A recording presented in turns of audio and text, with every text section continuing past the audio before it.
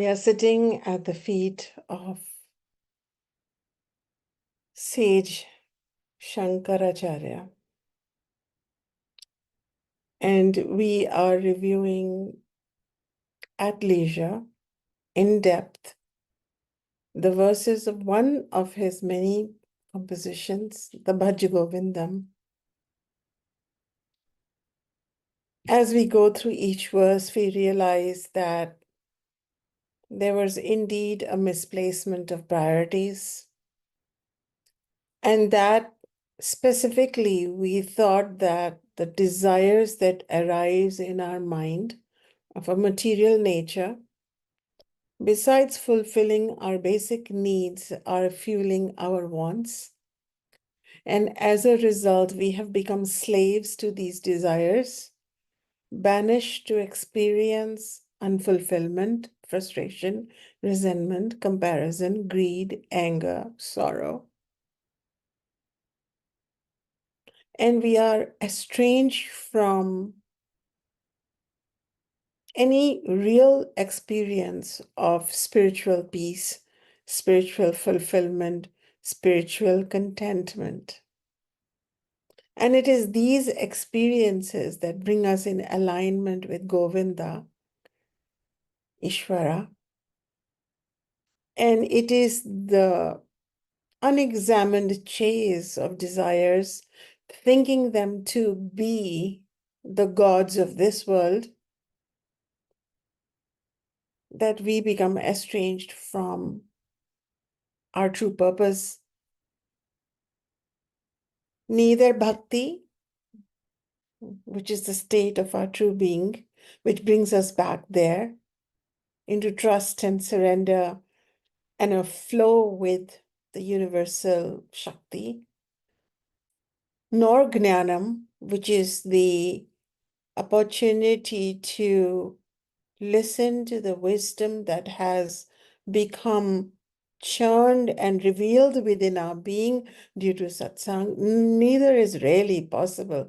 We're simply skating along. We're just simply surfing the waves of samsara, keeping our head above it. And when we meet each other, we talk about stress. We talk about how pressured we feel, how unfulfilled we are, how sorrowful we are. And we give each other a shoulder to depend upon, but we rarely wake each other up, shake each other up and say, wake up. Do you really need to be lamenting for this specific desire? Is it necessary? For all the millions of desires that are born, the moment one desire is fulfilled, one is never satisfied. One is never on the top of the mountain. One is always climbing it, isn't one? Because when we reach a certain place, we want to go up yet higher and higher from an aspirational desire fulfillment perspective. And that is why we took a little extra time. We took 2 entire sessions or satsang time towards examining the etymology of desire, variously known as vasana, trishna, ichha, akanksha. And while as such, to have a desire for our basic requirements is not invalid, and we have 4 qualities of desires that are valid, such as artha for survival, kama for pleasure and recreation, dharma to be noble and righteous, and ultimately moksha to be free of the first 3.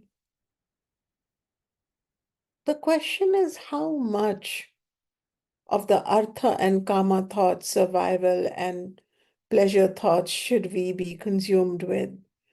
And if we do not spend time in the company of this noble being, Shankaracharya, this great teacher, and his teachings, we would not be jostled up. We won't be shaken up from our slumber, from our mechanical approach towards life. So in conclusion of all the learnings and all the explorations that we did, I would like to offer a few points about verse 12 and then move on to verse 13. And I would like to point out to you this basic, essential way to be free of samsara moment to moment, moment to moment. And what is that? Yatra yatra bhave trishna samsaram vidhi tatra vai praudavairagyamashritya vita trishna sukhi bhava.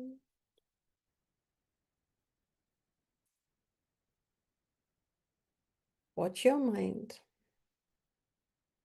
And every time a desire occurs, not just the ordinary, what are ordinary desires? I'm thirsty, I'll go get some water.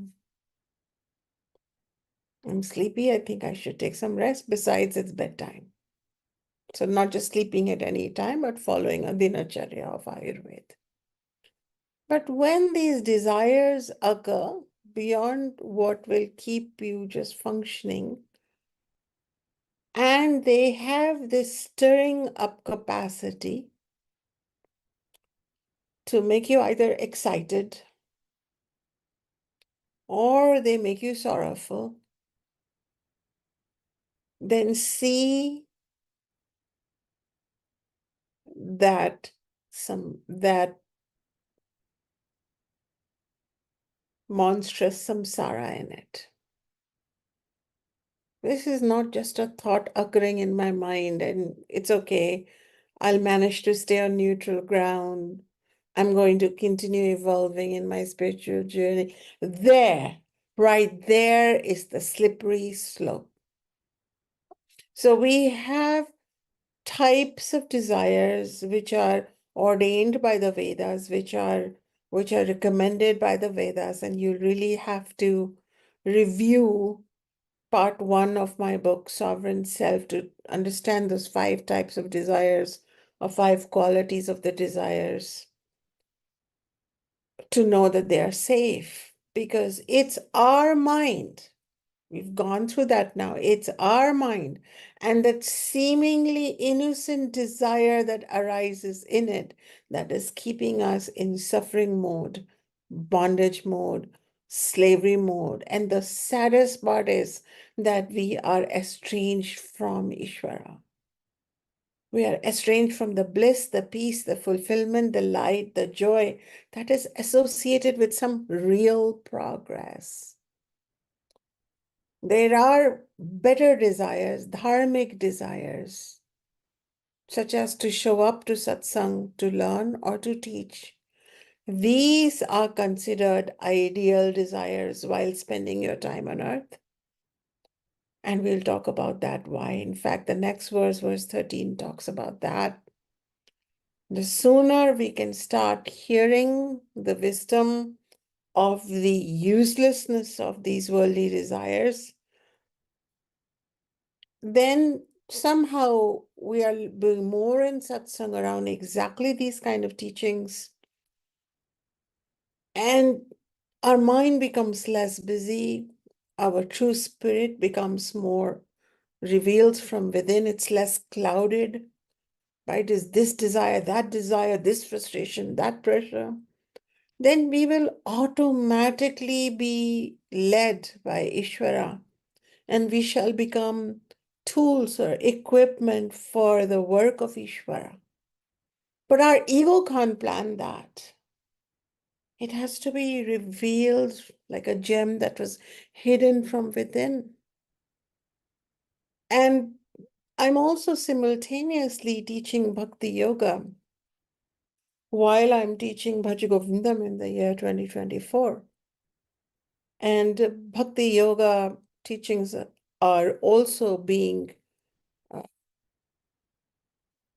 made available on my YouTube channel. I would suggest you go through it if you've not already begun, or start again.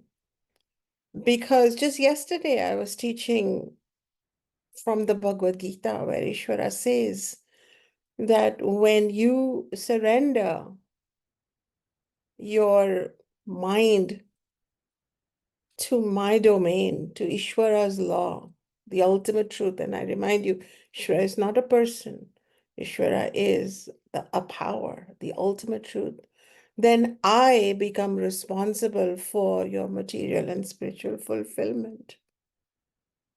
So it's like we're sitting with the promise of the greatest infinite unending treasure.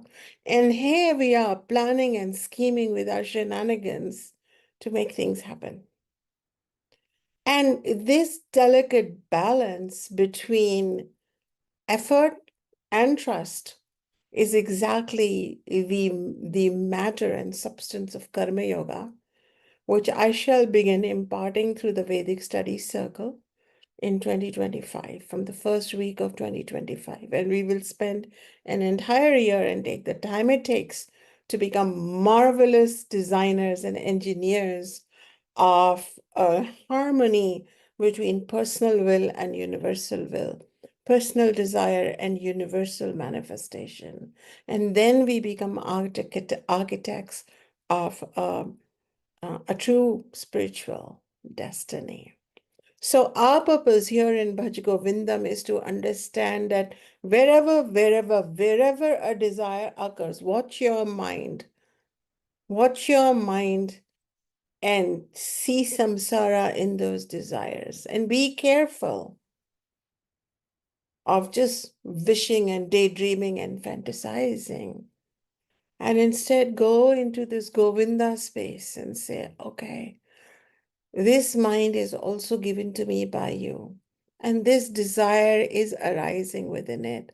I offer it back to you. I offer it back to you. You show me the way. Some we learn from our guru and some we learn from our own experiments. And we realize that we may wish things and desire things and scheme for things and plan for things, but they shall not move forward. And as if some other hand guides us on some other way, something else happens. What is it? Man wishes, God disposes, something like that. I've read this somewhere. What is that hand? What is that greater will? That is the cosmic hand. That is Ishvara. That is Govinda.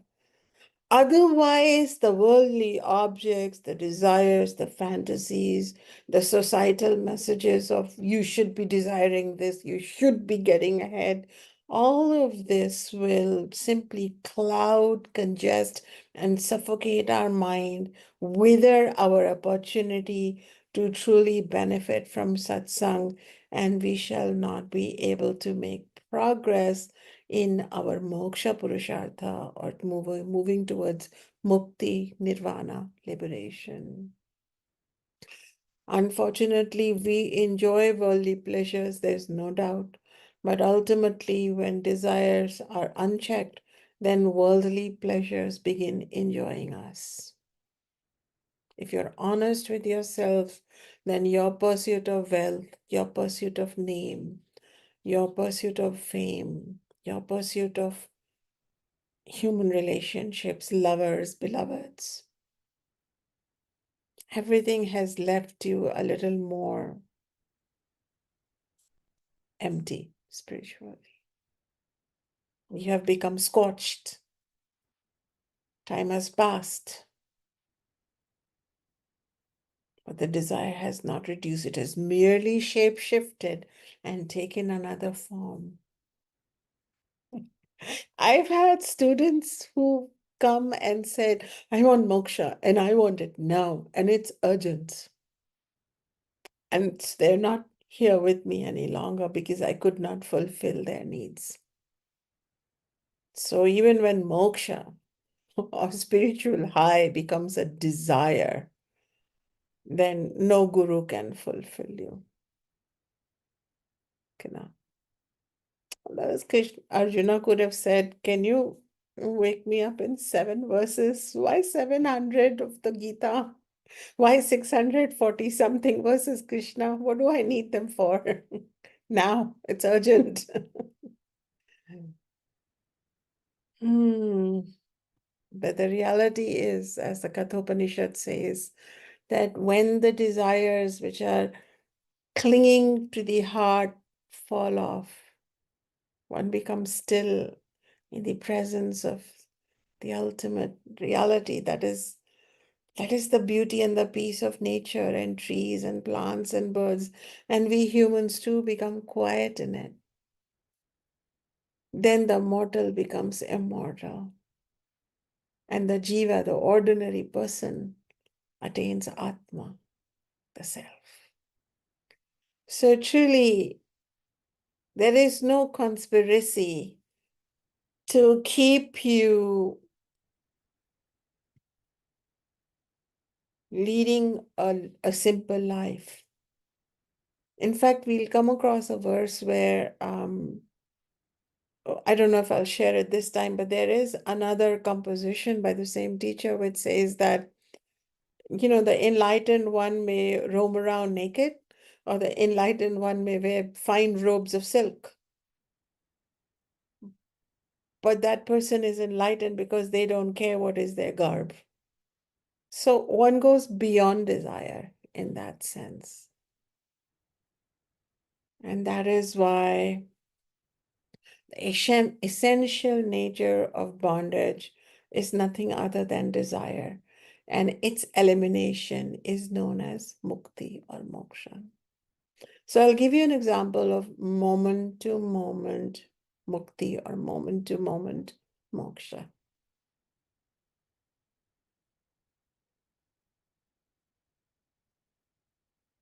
Let us say that someone is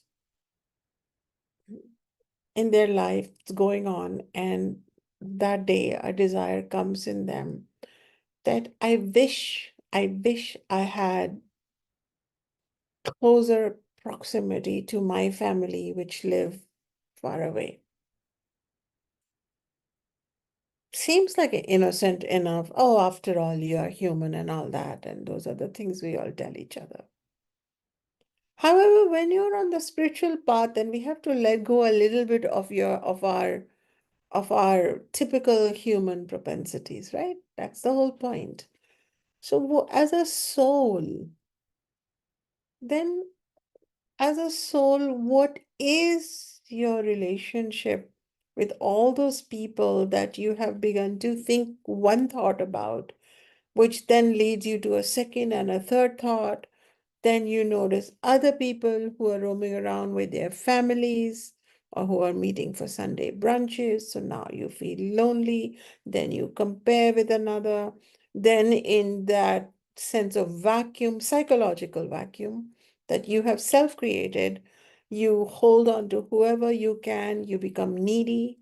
Then you invite people for brunches to your house, whether they deserve to be in your home space or not, whether you deserve to be cooking for them or not. Then they are crowding your life.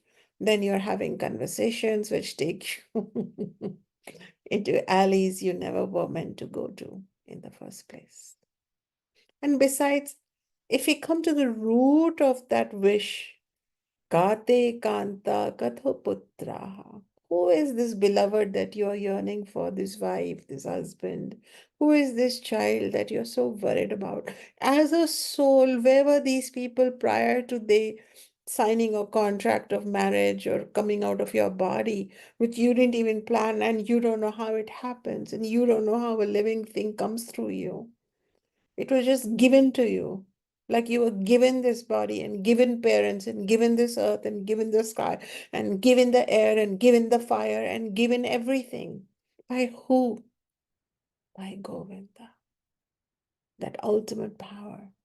And now you're clutching on to a few things that were given to you, and you are worried, you are desiring, you're unfulfilled.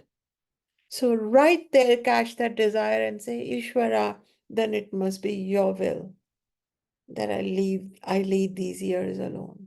It must be your wish that this transpires and this is my life now. It is your wish that I have a family bustling around me. It is your wish that I am alone. It is your wish that these souls who I call my children come through my body or my partner's body or my partner's former partner's body, whatever, however the children have arrived in your life. You couldn't even have imagined or planned it. It's all given. Oh, I see, Ishvara, that you have given me all this. Then my desire is only to be okay with all this, to accept this. And then as soon as we accept, the mind calms down, that ripple of desire calms down. And then what happens, my dears? Then we are back to ground zero, and we can now, in our stillness and meditation, go to the next level of union yoga with that divine self, the divine supreme self. Otherwise, the yearning, the frustration shall remain. Why me? Why not me? Why this happened? Why? To all your whys, one answer, Ishvara. So this leads us after verse 12 to verse 13. And in verse 13, it's almost like the teacher has given us these amazing 11 verses prior, because the first verse we consider as kind of a spontaneous expression.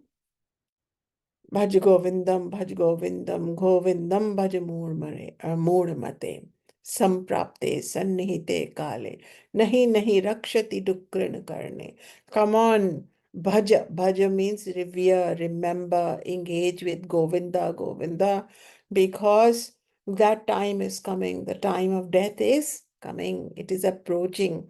And at that time, Shankara spoke up to a scholar, Brahmin scholar, who was busy memorizing Sanskrit at a ripe old age, that all this Sanskrit grammar is not going to help you at the time of death. Why? Because it is a well-known fact. It is the reality that the sadhus, the sages, the yogis have told us, that it is the state of your mind and it is your final thoughts that decide whether you are going to come back into samsara and be caught up in its loop again, or will you ascend in your birth up the lokas, or will you have complete liberation or not, or will you descend?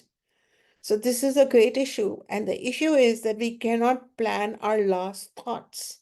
It is what we are thinking throughout our life that determines our last thoughts. No one can decide on their last thoughts. It is the content of the pot that determines your next birth, because you are Atma and it is what you wish that comes true at that level.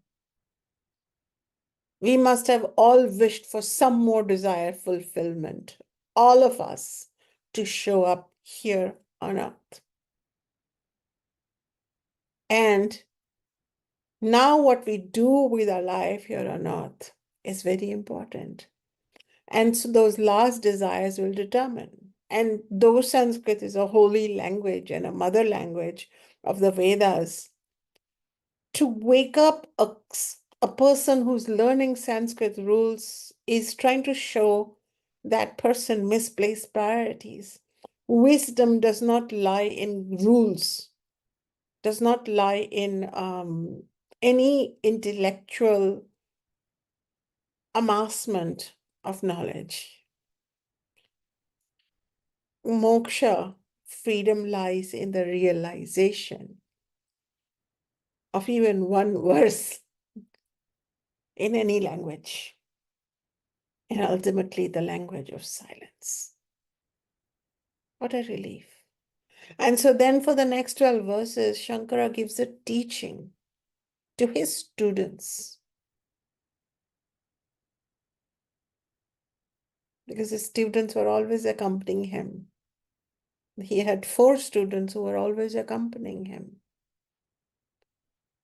And so he was teaching them.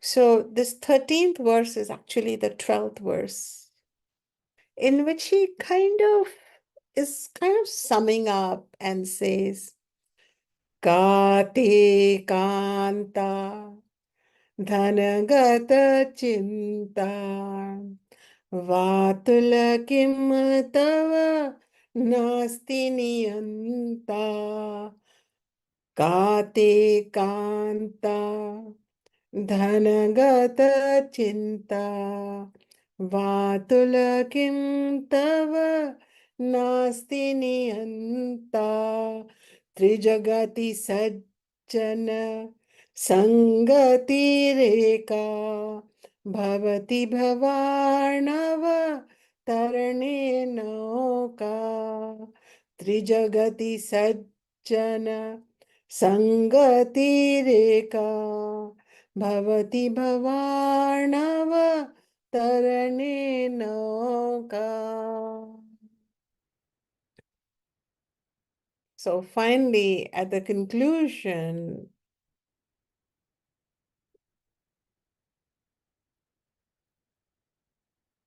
the Guru, the Acharya Shankara, uses the ultimate prop, which is to almost chide the student, and to make them uncomfortable, because that is the Guru's work. Again, in my Bhakti Yoga series, I have spoken about the difference between a teacher and a guru. And a teacher makes us comfortable in our roles in samsara, and the guru makes us uncomfortable about our roles in samsara. That's their job description, because otherwise we'll get all settled in and very comfortable in our worldly shoes. So that is why, yet once again, we came across the word mura, and mura means, oh, you fool, in the very first verse. Now we come across the word vatula. Vatul is, there is a word where you are almost like a windswept mind, overactive mind, too active for its own good, too sharp for its own good.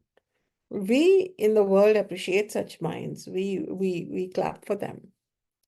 But in the spiritual circle, this is a mind that is not ever going to make it out of this samsara. And so he says Vatul, he addresses the students as Vatul. It's like, come on, you know, Kate Kanta Dhanagata Chint. Kate Kanta again means wife specifically, but because he was talking to a certain generation there, but Kanta here does not just refer to the wife, it refers to our partners of any gender, truly, because anyone that gives you pleasure and solace of that side. So we start worrying about them a lot. Do we have them in our life? Do we have them close enough? Are we alone? What's going on? So we worry about our partners, our beloveds, the people husbands, wives, partners, and we also worry about all kinds of material comforts, which is known as dhana. Dhana is not just currency, but dhana means house, car. We worry so much. So again, at the very conclusion, he says, come on, stop, quit it. Quit it, O Vatul, quit it. This worry, chinta, this worry for people and things. Drop it. They have come as per Govinda's will. They shall leave as per they are present or absent. It's not your circus. Don't worry about it. Kate Kanta, where, when Kate Kanta, we are literally saying, Ka is what? What? And Kanta is your beloved. So what is your beloved, and Dhanagata Chinta and the worry, what is your beloved doing? Where is your beloved? All those questions. And then all the worries about different kinds of wealth, currency wealth, car wealth, house wealth, closet wealth, clothes wealth, precious jewels, all this, which will all stay here. You got it here, it will stay here. Nobody carries it back. Let it go. And then says, Vatula kim tava nasti niyanta. So then Shankaracharya is speaking to all of us and saying that is there no one, O Vatul, to restrain you? Means restrain your mind. Is there no one? And so when he is saying, is there no one? He is jostling you to think about who can restrain this mind. And only two names come up, which is Ishvara and Guru. And that is why the Guru, who gives us this jnana to restrain our mind and not follow it ad infinitum, because it's an unending loop, is a representative of Ishvara. Everything is a representative of Ishvara. This cup, this clay, the water in it, all of this, I didn't bring it with me. I don't know how to create clay or water. I don't even know how to create the intelligence that figured out how to convert clay into a cup. This is all given. And so the restraining that happens to us is through the orchestration of this very samsara producing for us teachings and a teacher that can help restrain us, and we should remember that. And so the next line is Sri Jagati Sajjana Sangati Reka. So is there no one to guide you? And then we are given the answer. There is only one thing in three worlds. What are those three worlds? This world, the world above, and the world below. So although there are 6 worlds above, and then there are 7 worlds below called the lokas, and then there are thousands of other worlds that the Vedas talk about. It's but natural. And the experience below is more difficult. The experience above is easier, but they are still time-bound samsaras. But in day-to-day, we talk about the three worlds, the upper world and the lower world, and this middle world where we live in. So then Shankara says, three jagati, three jagat, three worlds. That there is only one thing in the three worlds that can save you from the ocean of samsara, those waves that want to swallow you, where you get lost where you become identified as I'm just this physical body and it needs this specific body to be happy, and it needs these specific physical things to be happy, and you get caught up in that dream. The only thing that can save you is the boat of satsang. So satsang has been compared to a boat and the company of Sajjana Purusha. Sajjan is the good people, the teachers, the sages, the noble ones, as we are sitting in the boat of satsang with Sajjan Purusha. The Sajjana person here is we are sitting with Shankaracharya.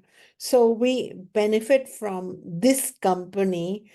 So this is a good way to spend your time in samsara, is to quickly sit down on the boat of satsang, when given this opportunity, take that opportunity, because to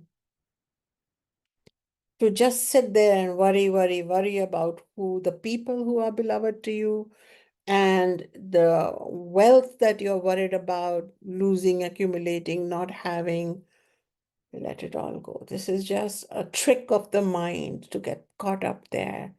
Oh, Vatala, oh, fool, do you not have a guide? Please turn to the company of the virtuous, because in the three worlds, there is only one boat that takes you across the ocean of samsara, across the ocean of worldly suffering-filled existence, and the uh, that is the that is the company of the virtuous people. So here, Sajjana Sangha, Sajjan means noble, Sajjan Sangha means company, is the same as Satsanga. So it is more, Satsanga is company of truth, and Sajjan Sangha is company of the teacher of that truth. The teachers, we can say, it's not just one person, but there are many teachers in the Vedic tradition, and I'm sure there are teachers in all traditions who elevate us and uplift us. But this discussion on samsara and its way out through the mind is specific to the Vedas. There is no other door, no other door. And the best, let's take it positively, we already have found a solution. Don't necessarily get all squirmy and activated with desires. Settle down, settle down. Bhaja Govinda, Bhaja Govinda. So now in the remaining session, let's talk about what so much that the Vedas talk about these virtuous teachers, these virtuous beings, who are they and why do they teach? So I will quote from Vivek Chudamani, verse 37, 38, probably 39, again from Shankaracharya. And it goes like this. It has a different tune when we chant it, and it says, Shanta Mahanto Neva Santi Santo. Great beings are also called Sant or Paramatma. Shanta Mahanto Neva Santi Santo. Vasanta Vallolakahitam Charanta. तीर्णा स्वयं भीम भवार्णवं जनान् अहेतु नान्यन्ति तारयन्ता. Beautiful. And says there are these virtuous and inherently peaceful people. There are these people who are living inside samsara for the good of all. And they have internally crossed the ocean of samsara. You cannot tell from outside, but they are peaceful inside. Why? Because they are no longer being tossed around by their own mind. So they have themselves crossed the fearful torment of becoming, changing, transforming in that sense, the ego's movement.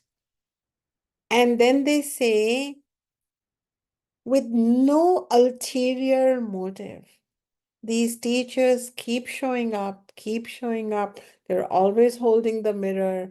People come to them, go away, not respect them, show up, don't show up. They keep holding the mirror with no ulterior motive, but to help others cross too. That happens. And so we are very fortunate that within the samsara there is still, and there has been, and there shall be, these very special shanta, peaceful, mahanto, great beings, nivasati, who dwell here. And they are like Vasanta. Vasanta is the name of a season or a ritu. spring. Why are they like spring? They are like spring season because in spring season, when spring season comes around, flowers automatically bloom, don't they? In the same way, when these, due to their presence and their speech, the light blossoms within the suffering minds, and they calm down and they start going inwards and upwards towards a search of Govinda. So just like the season, just its presence is enough to blossom a bereft landscape which had become frozen and barren in the winter. Grasses and flowers blossom everywhere. In the same way, the the the desire-filled, suffering-filled, greed-filled, competitiveness-filled mind becomes pure in association, in company with these beings. And we are experiencing it right now as we spend time in the company of one such being, which is the great teacher Shankaracharya. Then we go on in the next verse. Ayam svabhava svata eva yatpara shamapanoda pravanam mahatmanam sudham shuresha swayamarka karkasha prabhabhitaptamavati kshitim kila. What is this? It is the nature of these great souls, Mahatma. Maha means great. It is the nature of these great souls to speak up and to teach and to act spontaneously for the relief of those who are distressed in samsara. Just like, and the comparison is given, that the moon, it spontaneously soothes the earth and everything on earth that has become parched during the day by the heat of the fierce rays of the sun. The sun and moon are both spiritual entities, but we are just using a mundane example that when the moon comes, the moon rays have a soothing, nurturing action upon us. So why does the moon do it? Swataha, spontaneously. Never ask a teacher, the one who is truly devoted to this wisdom of awakening others, why do you teach? And if they continue teaching year after year, year after year, year after year, they continue writing, teaching, sharing, then it just means that it is happening through them, swataha. And it is always happening. Ayam swabhava. It is just one's nature now. Because when one wakes up, when one goes over the samsara, then what starts flowing within the mind is compassion. And it is this compassion that makes these teachers show up and sometimes even show up on earth simply to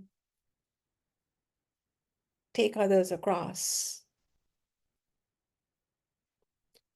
There are a famous Gita called Avadhuta Gita. So there is the Bhagavad Gita, but there is another Gita called Avadhuta Gita by a sage called Dattatreya.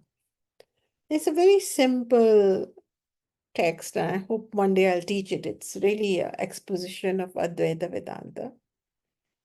And I picked up a couple of verses I thought I would share them with you about why we are being asked to stop the worry and show up in the company of Sajjana Sangati. We are being asked to show up in the company of these virtuous, amazing beings.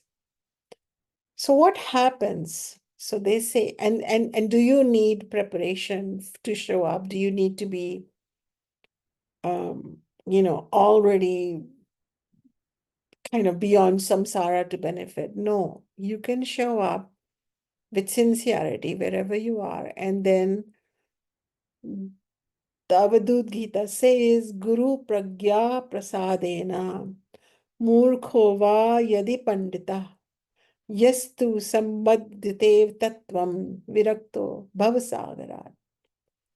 So by the grace of the Guru's wisdom, if the Guru is there, and in the very next verse, we'll talk about who is not a Guru.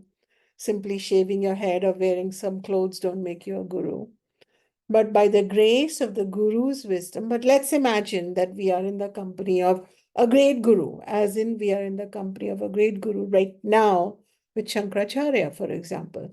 So let's say we are in the company, so we are spending time in the Shastra, in the Satsang, with our Acharya, we are spending time, we are with the Guru, whose only intention is to give us the knowledge that relieved them. Quickly, urgently bring you to this awakening knowledge. So, by the grace of the Guru's wisdom, this verse is saying, even a ignorant person, a sleepwalking person, a foolish person, foolish not from a actual perspective of samsara, but spiritually foolish. They might be very intelligent in the world, but foolish means deluded, self-sabotaging person. That's what we mean here by foolish. Then person can become enlightened. So this is the promise. Once you start and you stay on it, you can become unfoolish. You can become unignorant. You can become not stay in the darkness, but become full of light, enlightened. And then amongst these, the one who truly comprehends the ultimate truth. What is the ultimate truth? That myself is one with Govinda. I am not this body. And all the things pertaining to the body, its upkeep, its relatives, its house, its maintenance, its transportation, they should not occupy all my time. Just logistics, because somebody else is providing for that. So when we understand that, Murjahihi Dhanagama Trishna, this was the second verse. Murjahihi Dhanagama Trishna, Guru Sat Buddhi. Manasi Vitrishna. Oh, foolish mind, wake up. Stop this acquisition of wealth and the worry of wealth. Because this is nothing but an unending craving. Question, when will this end? When will you begin breathing? So the one who truly comprehends their true identity becomes detached. So we live in the world, but we are a bit detached. A bit detached, right? It's really helpful to not be so attached to your relationships, to your job, to your profession, even to your body. Then you become liberated. You have moksha from samsara. And then the next verse says, Raga Dvesha Vinirmuktaha Sarvabhuta Hiterata Dridabrodhascha Dhirascha Sa Gachet Paramam Padam. And this verse says, so what happens when you're freed? You're less attached, you're more detached, then you become free from raga dvesha, free from attachment, raga, and hatred, aversion. You don't have these intense clinging or rejection behaviors. And sarvabhuta hita, you become devoted, compassion arises, and you become concerned about the well-being, not just of the people you think are mine, but of all beings. And drida bodhascha, bodha means knowledge, drida means you become steady.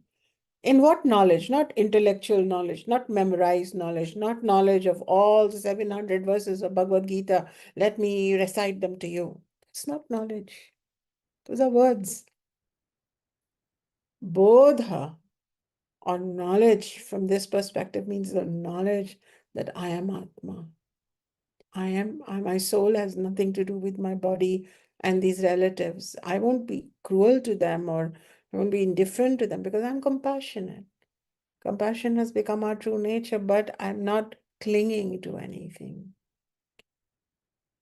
So, dridabodhascha, dhirascha. Dhira means we become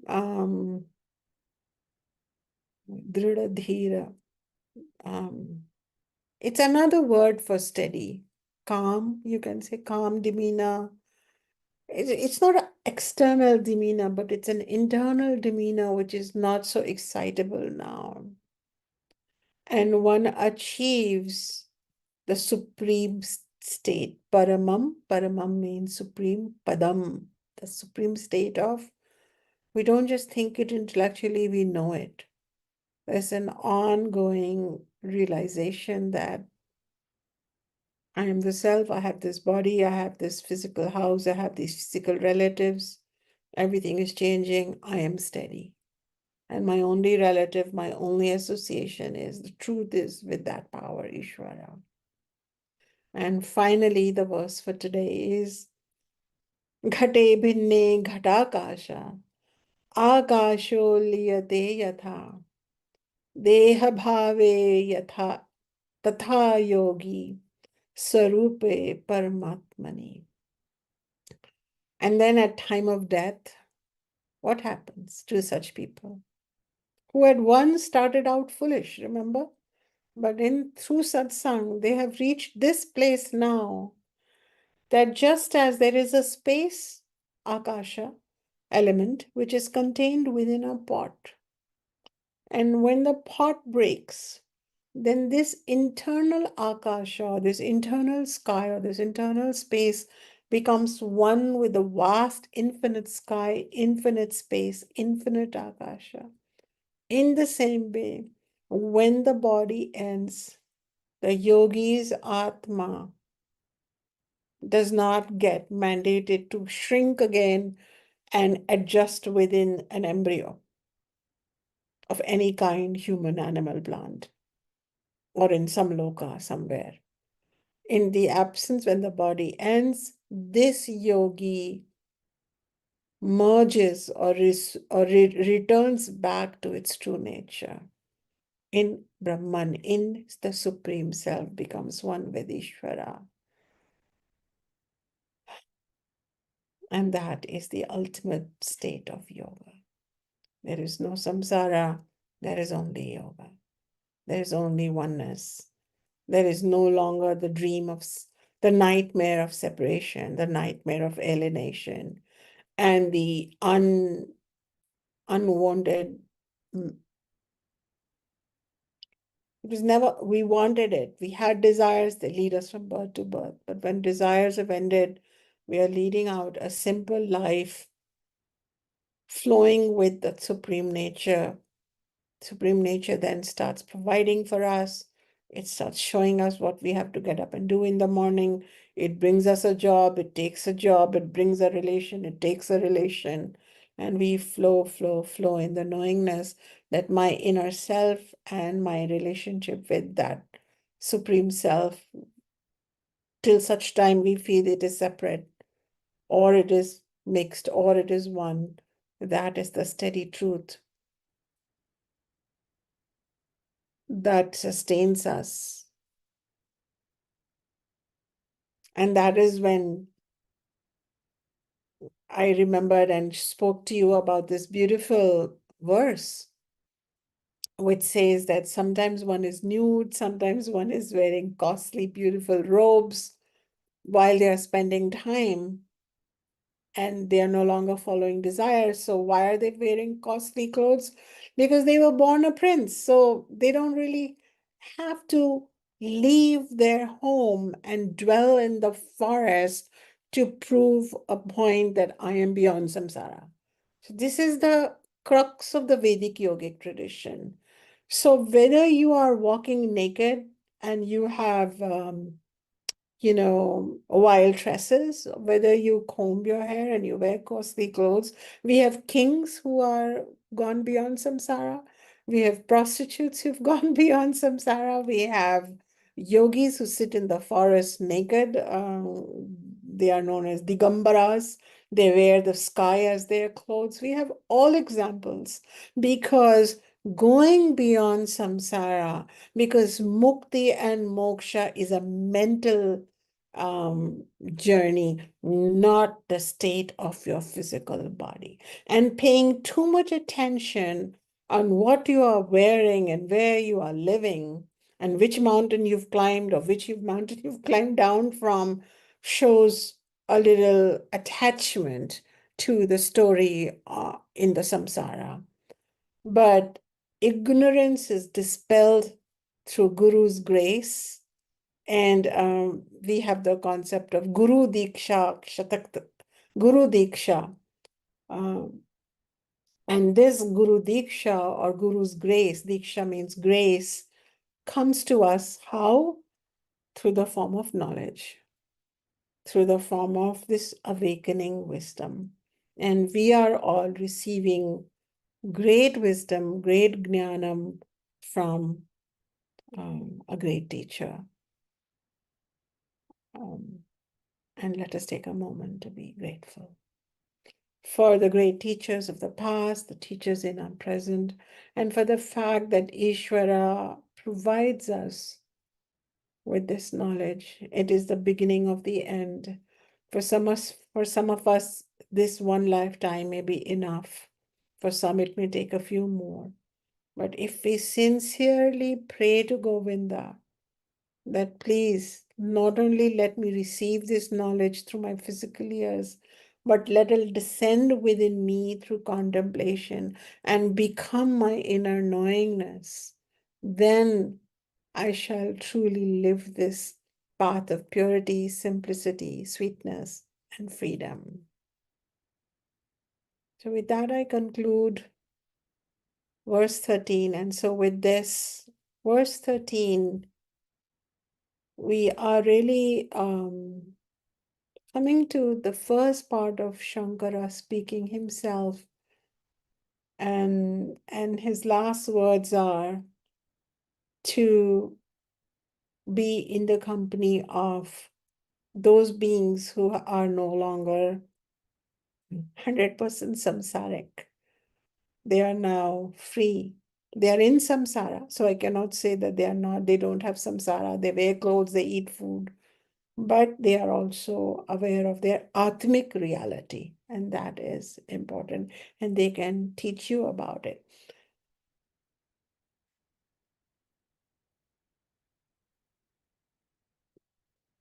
Trijagati sajjan sangati reka.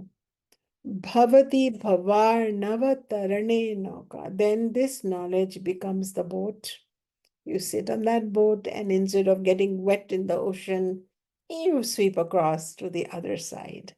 And that is the beauty of it. So give this knowledge and give this opportunity to receive knowledge a chance by contemplating upon it deeper. Now there is one more verse which some call the 14th verse, but I call the extra verse, because this is a verse that was added later to explain the flow of teaching. So just please receive it. So it says, this is part of Bhaja Govindam.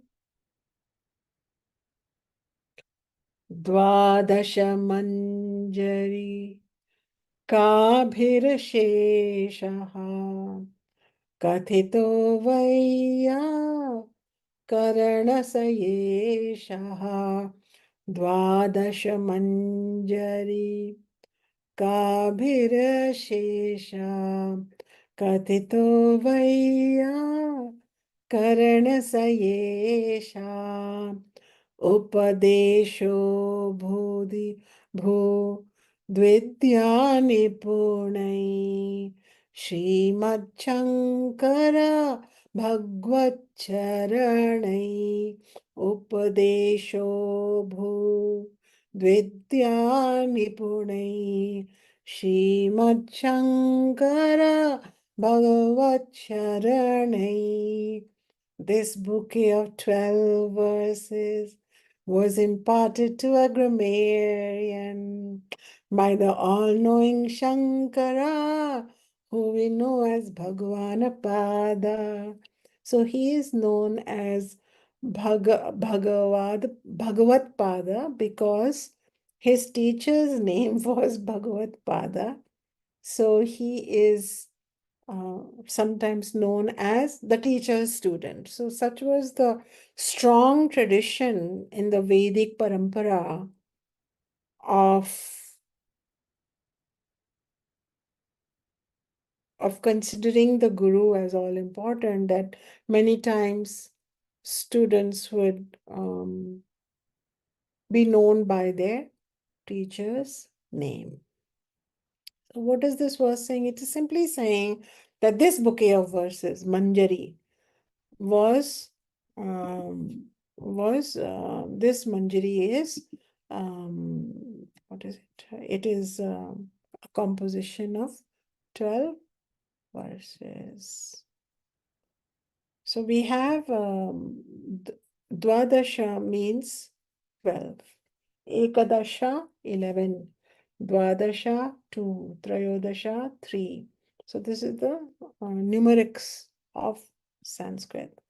So we are being told that. Now, after this verse, we will proceed a little more expediently on 14 more verses. That is why I took the luxury I did of really slowing down on the 12 verses by Shankara. Now we come to some beautiful, exquisite compositions by his students. I think there are, yes, there are more than his 4 students, and there are compositions by his students. So it's like they're having a conversation because the entire Vedic tradition is based on dialogue. And the students were saying some things. Some of them feel like a beautiful way of mananam, which is a contemplation. So they are reconfirming what their teacher has already spoken. So we can kind of move forward quicker on those because we've already looked at those concepts deeply. Some of them are just exquisite in in the way they are spoken, the novelty of the concept. So I will slow down on 2 or 3 of those. So we will look at those in the session, the satsang coming up. And it's been such a beautiful journey presenting to you these special verses of the Bhaja Govindam, and we have come to